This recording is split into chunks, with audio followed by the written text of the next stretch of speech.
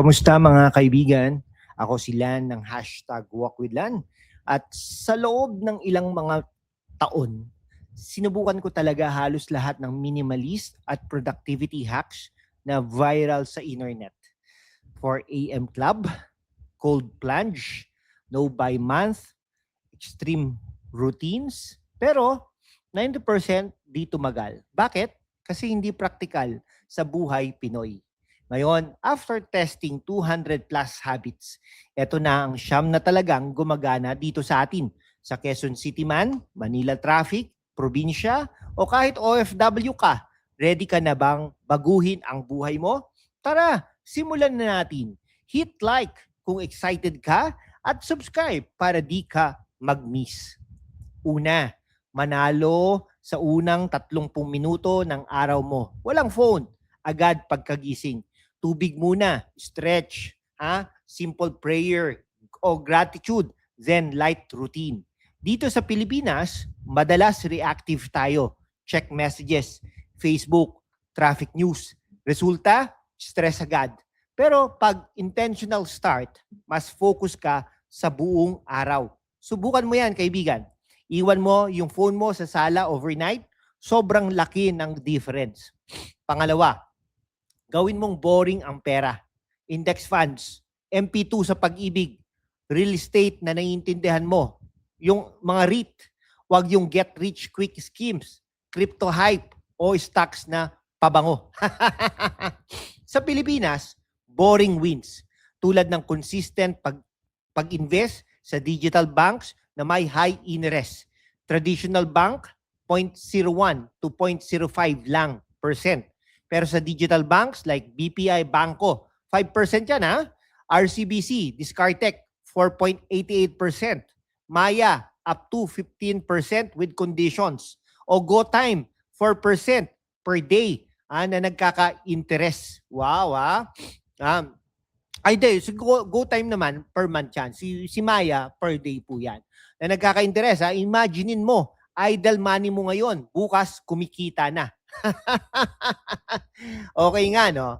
Pangatlo, i-guard ang gabi mo. Average Pinoy, 6 plus hours screen time, series, TikTok, FB Reels, pero yan ang oras para mag-aral ng bagong skill, mag-side hustle, o quality time sa pamilya.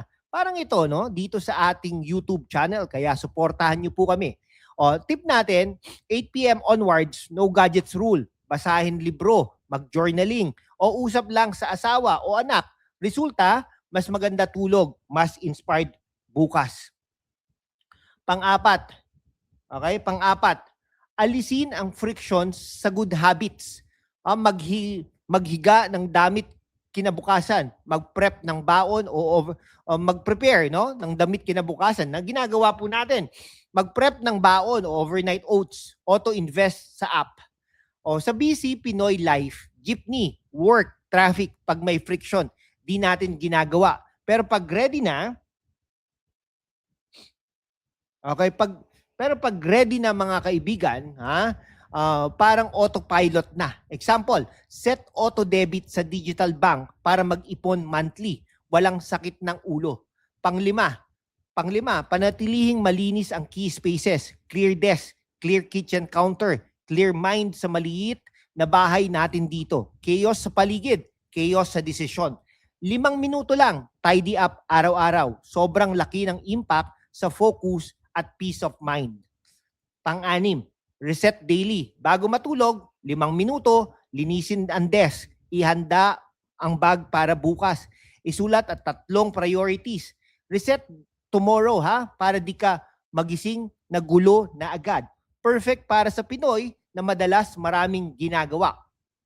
Pang-7, kontrolin ang inputs mo. Ano ang nilalaman ng utak mo? Ano ang pinapanood mo? Binabasa, sinusunod. Yan ang magiging beliefs mo. At beliefs equals to income. Sa Pilipinas, palaging ingay sa SOCMED, inggit sa buhay ng iba, switch sa podcast, books, o Pinoy successes stories. Change input, change output. Pangwalo, gumawa ng isang desisyon na magbabayad forever. Example, palitan ang insurance mo sa mas mura pero solid.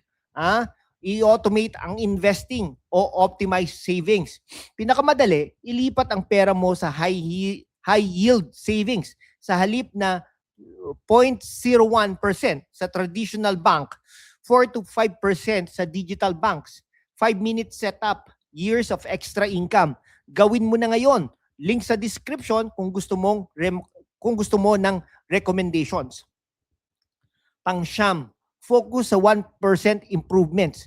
Skip one small expense, yung daily coffee or grab, or in one extra stream, freelance, sideline, YouTube. Katulad po nito. Imposible naman pong wala po kayong ma-share sa ating publiko. No? Learn one skill monthly. Compound effect yan, mga kaibigan. Sa Pilipinas, maliit na tipid plus consistent, malaking pagbabago. Halimbawa, skip 100 pesos a day, 36,500 a year yan. Invest sa high yield, mas lumalaki pa. Bago tayo mag-conclude, isa sa mga pinaka-practical na paraan para simulan ang 1% improvements at make one decision that pays forever, ayusin talaga kung saan nakaupo ang pera mo. Kasi dito sa Pilipinas, ngayong 2026, sobrang laki ng pagkakaiba ng traditional bank savings, 0.01 to 0.05 lang percent kumpara sa digital banks na may high yield. Imagine mo may 50,000 pesos ka sa regular savings sa traditional bank, halos walang kita. Pero sa high yield, pwede kang kumita ng 2,000 pesos to 7,000 pesos plus per year.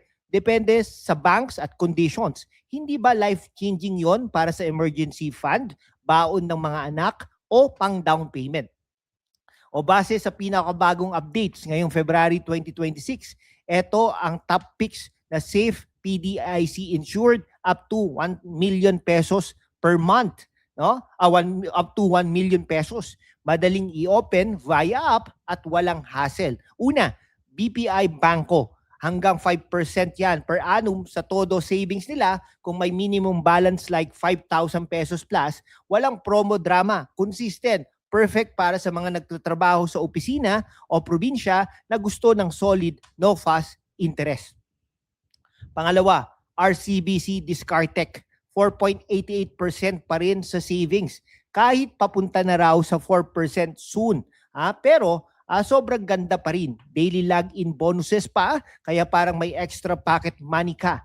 Pangatlo, Tonic Bank, 4% sa solo stash, solo savings mo. O 4.5% sa group stash kung magsisave kayo ng pamilya o barkada, at least 3 members. Ang ganda nito para sa family-oriented Pinoy.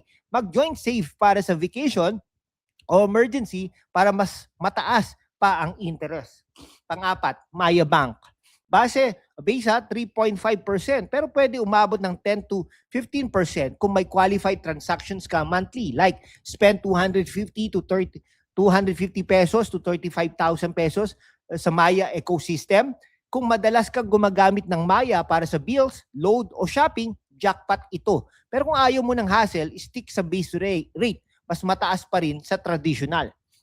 Okay, pang-lima, GoTime Bank. Flat 3.5% yan no? Sa GoSave, walang caps, walang conditions. Super simple. Open account, ilagay pera, kumita agad. Maganda para sa beginners o mga ayaw mag-isip ng missions. Calling Maya. Mga kaibigan, real talk FR lang, for real. Marami na akong kilalang Pinoy na nag-level up dahil dito. Halimbawa, isang friend ko sa Quezon City, dating 100,000 pesos lang sa BDO, halos walang interest. Inilipat niya sa bangko at tonic split. Excuse me po. Ayan. Ngayon, 4,000 to 5,000 pesos extra per year na gamit sa school supplies ng kids. Another one, OFW wife niya, gumagamit ng Maya para sa bonuses. Yung extra interest pang-add sa remittances. Kung ikaw naman, ano pang hinihintay mo? 5 to 10 minutes lang sa phone, Download app, verify ID, easy with selfie plus government ID, transfer funds via InstaPay or PesoNet, free sa karamihan. Start small, kahit 1,000 muna. Makikita mo compound magic. Sa 5 years, mas malaki na ang kita kaysa sa dati mong savings. At importante, Lahat ng ito, BSP regulated at PDIC insured. Safe ang pera mo hanggang 1 million pesos, bang. Huwag matakot, mas safe pa nga kaysa sa ilalim ng unan. Kung gusto mo ng step-by-step guide o link sa description ko, sabihin mo lang sa comments. Susubukan mo ba na ilipat ang savings mo this week? Drop yes sa comment section at itag mo yung kaibigan mo na need nito. Okay, ha? Okay, so mga kaibigan, itong 9 na yan ang nag-work talaga sa akin after couple of years. Hindi perfect pero consistent. Alin ang susubukan mo muna? Comment down below. At isa sa mga pinakamadaling upgrade, ayusin kung saan nakaupo ang pera mo. Kung nasa regular savings pa rin yan sa halos walang interest, ilipat na yan sa high yield digital bank. Check Maya, Banko, Discartex Safe, PDIC insured at mas malaki ang kinikita talaga dyan. Kung nagustuhan mo ito, like, share sa friends, family na need mag-simplify ng buhay, subscribe at i-bell ang notifications para sa part 2. Salamat sa panonood. Let's build a better, simpler, richer Pinoy life together. God bless and peace out.